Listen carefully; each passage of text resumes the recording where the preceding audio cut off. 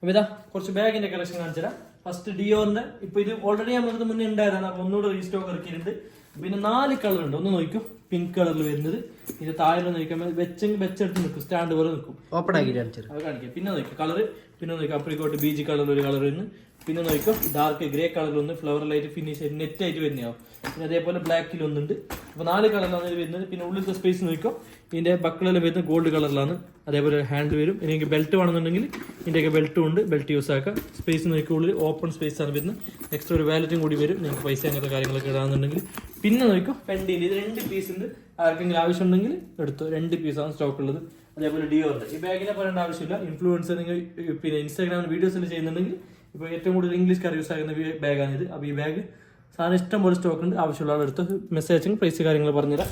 അതേപോലെ വൈഎസിന്റെ ഉമ്മമാർക്ക് self യൂസിനൊക്കെ use ആകുന്ന jumbo size bag ആണെന്നുണ്ടെങ്കിൽ വൈഎസിന്റെ ഗോൾഡ് ചെയിൻ ഫിനിഷ് ആയിട്ട് വരുന്ന 2